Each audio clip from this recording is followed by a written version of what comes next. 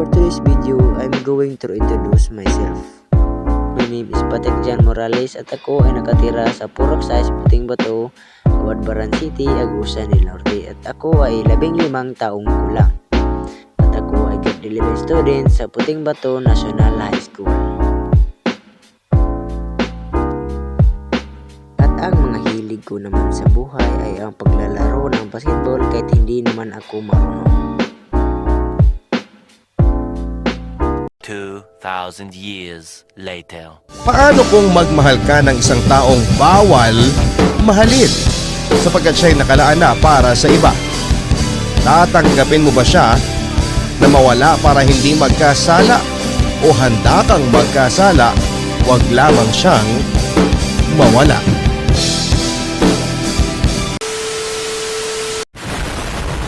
A few inches later. Sa pagising ko nga pala ay agad-agad akong lumapit sa aking nilog.